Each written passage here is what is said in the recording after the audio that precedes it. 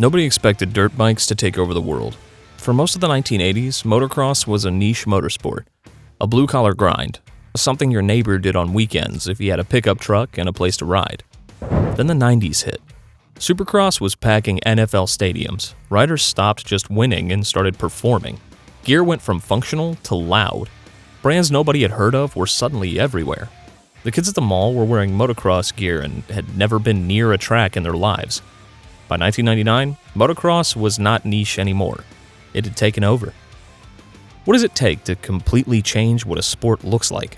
Not just win it, actually change the physics of it, change the expectations, change what the crowd shows up to see. Jeremy McGrath did exactly that. But the reason McGrath mattered wasn't just how he rode. It was how perfectly he fit the moment the sport was entering. About what a special era it was and everything that went on, and you were a big part of that because of your image and how dominant you were. By the early 1990s, Supercross was moving into bigger stadiums. The lights were brighter, the crowds were louder. A Saturday night race was starting to feel less like a local competition and more like a full-scale show. Fireworks at opening ceremonies, riders introduced under spotlights, tens of thousands of fans packed into stadium seats, waiting for something worth cheering about. McGrath had that naturally. The frosted hair, the relaxed California confidence, the kind of rider who looked like he was enjoying the show as much as the fans watching it. Even people who didn't ride dirt bikes knew who Jeremy McGrath was. He was showing up on magazine covers, in commercials, and in places motocross riders had rarely been visible before. And he was winning constantly while doing it. Between 1993 and the late 1990s, McGrath stacked championships at a pace the sport had never seen. The riding mattered too. McGrath's BMX background changed how riders attacked stadium jumps. He stayed lower over the bike, drove forward off the faces, and carried speed through sections that had slowed other riders down. It looked faster because it was faster. But what people remembered just as much were the moments in the air. McGrath popularized the knack-knack, swinging one leg over the rear fender mid-jump and twisting his body back toward the crowd. Suddenly, the airspace above the track wasn't just part of the race, it was part of the show.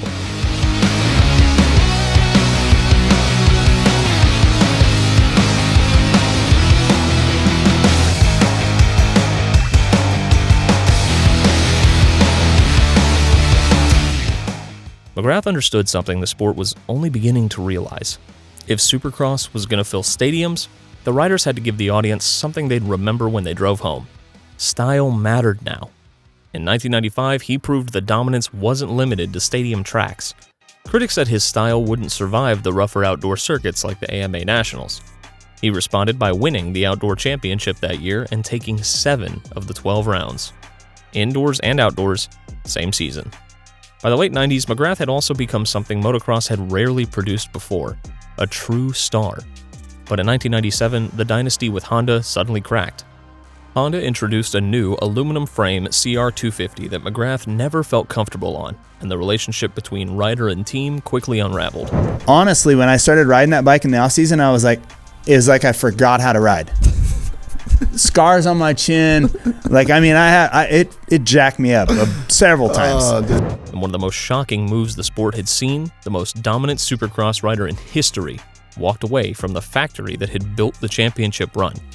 For fans, it felt unthinkable, but it also showed how much the sport had changed. The biggest riders were no longer just factory employees. They were becoming brands of their own. But here's where the 90s get interesting. McGrath's dominance didn't happen in a vacuum. Jeff Emig was right there. Through the mid-90s, while McGrath carried Honda and Emig rode for Yamaha, the factory tension between those two programs was real, and the riders carried it onto the track. Emig had the talent and the results to push McGrath in a way that actually mattered. Their rivalry put pressure on both of them throughout the mid-90s and made the racing worth watching every weekend. All those years, he was really arrogant, I thought, really cocky.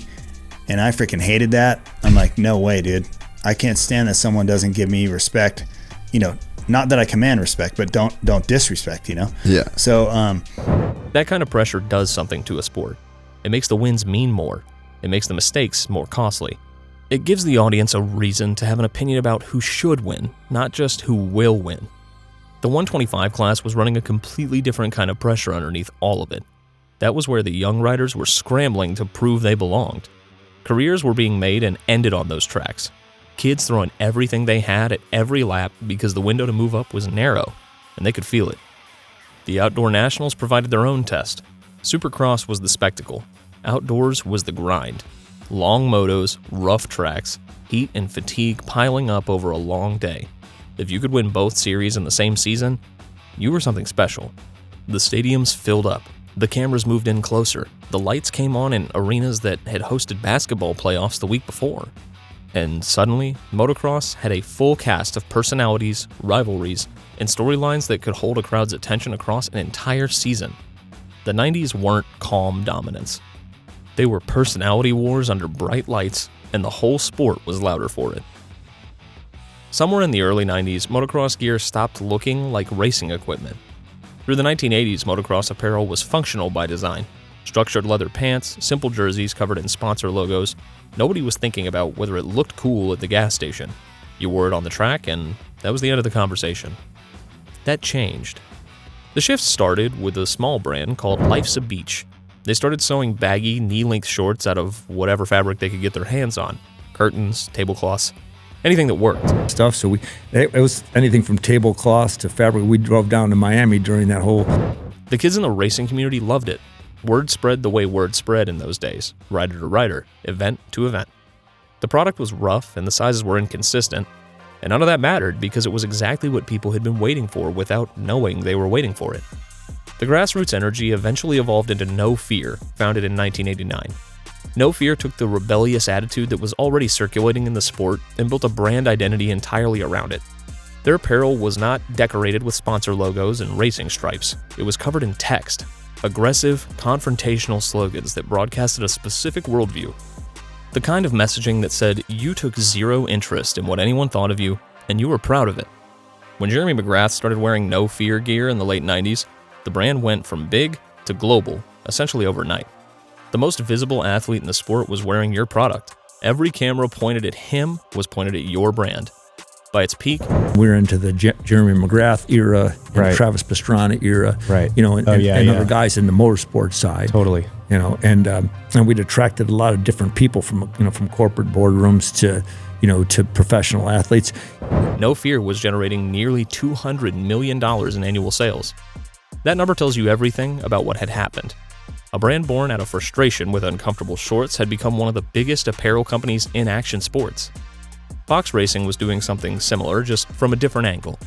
Jeff Fox had started the company in 1974 as a small mail-order parts catalog called Moto X Fox. By the early 90s, his son Pete Fox was running design and pushing the aesthetic in a completely different direction. Exotic prints, zebra stripes, barbed wire motifs, gear built to match the aggressive riding styles of riders like Damon Bradshaw and Jeff Emig. Fox understood that the rider was becoming a visual product, and the gear was part of constructing that image. To capture the freeride crowd without diluting their core racing identity, Fox launched Shift MX as a sister brand in 1997. Shift handled the baggy, anti-establishment side of the market, the gear that said you were not necessarily racing on Saturday, but you were deeply embedded in this world, and the look was non-negotiable.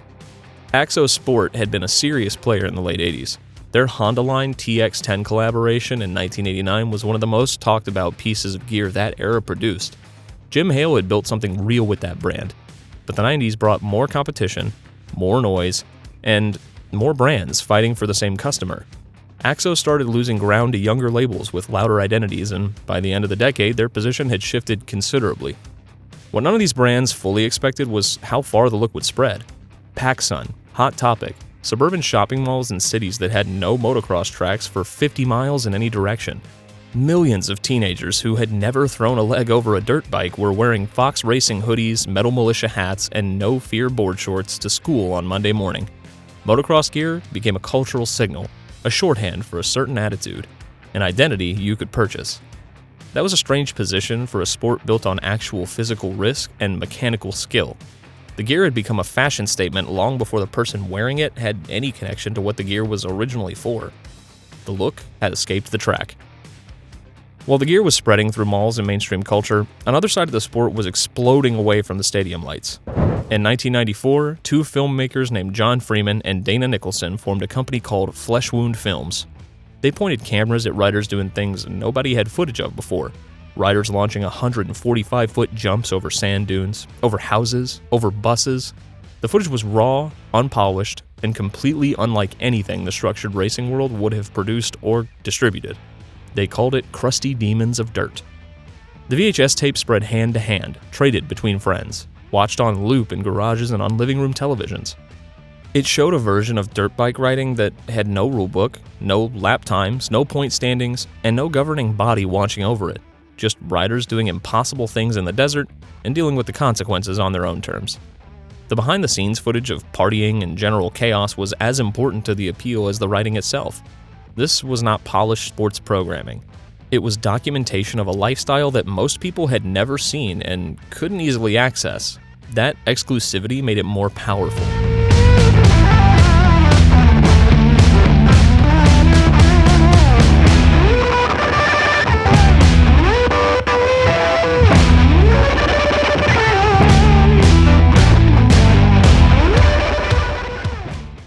The Terra Firma video series followed a similar formula. High-octane riding footage cut together with music from bands like Alice in Chains and Sprung Monkey. The soundtrack matched the visuals in a way that felt intentional and inevitable at the same time. The videos weren't trying to sell you anything directly. They were showing you a world and letting you decide whether you wanted to be part of it. Most people watching those tapes very much wanted to be part of it.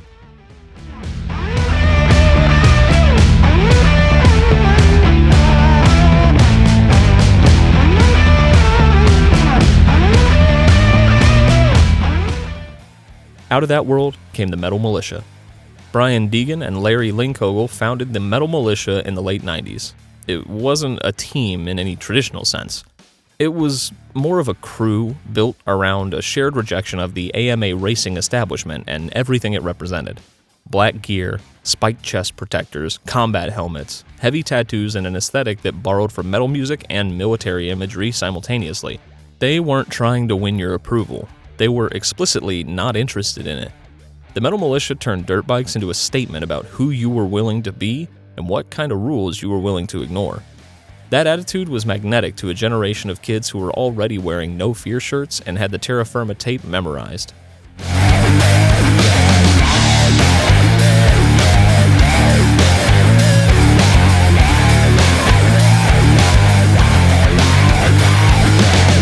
LBZ, founded by Mike Russell, was producing the ultra-baggy, over-the-boot pants that became the required uniform of anyone who wanted to look like they belonged in that world. Flesh Gear was running the same lane. The aesthetic had developed its own complete supply chain from the ground up.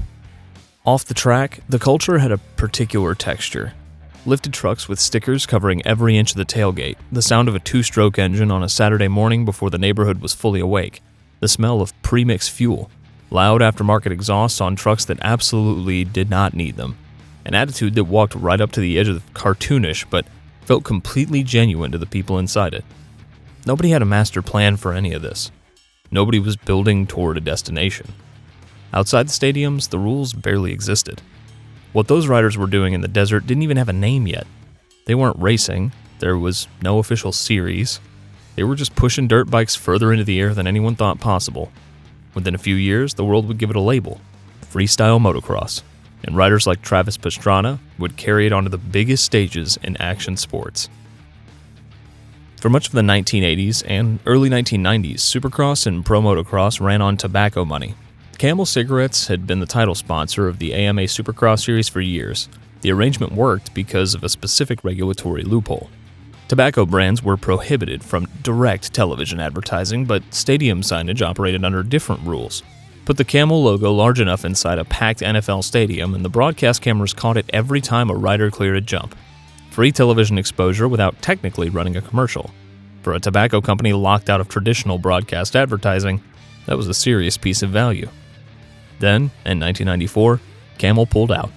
The decision was made at the corporate level. The Smokin' Joe racing program that Camel had been running was being redirected toward NASCAR and NHRA drag racing. The sponsorship dollars that had been flowing into Supercross dried up and left a gap in the sport's financial architecture that someone was going to fill. That gap did not stay open for long. Television had already started changing the math on what motocross was worth. Weekly coverage put the sport in front of a national audience, and suddenly the stadium spectacle was visible far beyond the people sitting in the seats. The camera made the personalities bigger. The neon gear popped on screen. The stadium crowds looked like something worth paying attention to. Corporate eyes started doing the math on who was watching these events and what those viewers were willing to spend.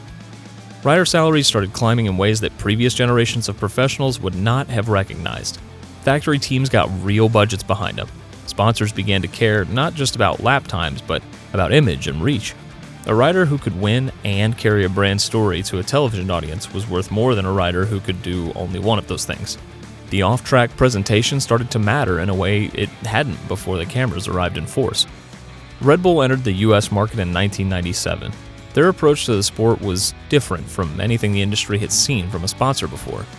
They weren't interested in putting a logo on a jersey and marking it done. Their model was built around creating events, owning the narrative around their athletes, and turning sponsorship into deep storytelling. They aligned themselves with premium performers and built a brand image around elite performance and genuine high-stakes adventure. That was a completely different conversation than the traditional sponsorship arrangement motocross had operated on. And the combination of stadium spectacle, underground credibility, and a young spending demographic made motocross exactly the kind of property Red Bull wanted to be attached to as they built their presence in the American market. The apparel brands were scaling nationality at the same time. What had started as regional gear sold out of local motorcycle dealerships was now in mall stores in every suburban zip code in the country. The cultural signal was spreading faster than the sport itself could grow. Kids who had never been to a Supercross event knew exactly what No Fear represented. They knew what Fox Racing stood for. The branding had run out ahead of the product. Salaries were going up. Media budgets were growing. Sponsors were shaping the image of riders in ways that went well beyond which gear logo was on the jersey. The sport was becoming a professionally managed business. The rebellion was not underground anymore. It was profitable. By 1999, all of it was running at full volume at the same time. Supercross was filling the biggest stadiums in the country. Television coverage had expanded. The riders were recognizable personalities, not just racers on a results sheet. And the culture around the sport had grown far beyond the track. Fox, No Fear, Metal Mulisha, kids who rode and kids who had never thrown a leg over a bike were wearing the same brands in the same malls across the country. The freestyle side of the culture was still operating with the same loose desert energy that had driven it from the beginning. Metal Mulisha was generating attention and controversy. The riding footage coming out of the freeride scene was getting more ambitious. The jumps were bigger, the tricks were harder, the risk calculus was being pushed further with every new video. But now, there was a camera set up to capture all of it, and an audience actively looking for it. The money flowing into the sport was changing the structure underneath the surface. Factory team programs had resources and expectations attached to them that hadn't existed in the early part of the decade. Sponsors were asking riders for more. The image of a professional motocross rider was being shaped as much by the marketing relationships around him as by what he did on the track. The ego was still there. Anyone who was around the sport in 1999 will tell you that immediately. The chaos was still visible in the paddock and in the freestyle world and in the culture around the sport. But both the ego and the chaos were now operating inside a structure that hadn't existed 5 years earlier. There were people managing the image now. There were dollar amounts attached to behavior. You could feel the tension building in it. The culture that had built itself on being raw and underground and inaccessible was becoming a polished commercial product. The rebels were doing scheduled photo shoots. The outlaws had agents returning calls. The guys who had filmed in the desert on borrowed cameras were now being pitched by corporate marketing departments. The sport had reached maximum scale. The culture had maximum visibility. The identity that had been built on rejection of the mainstream was now fully embedded in it. The 90s built the loudest version of motocross the sport had ever seen. Once it reached that size, it was never going to feel that loose again. Did motocross get bigger after the 90s, or did it lose something when the chaos disappeared? Thanks for watching, and stay wicked.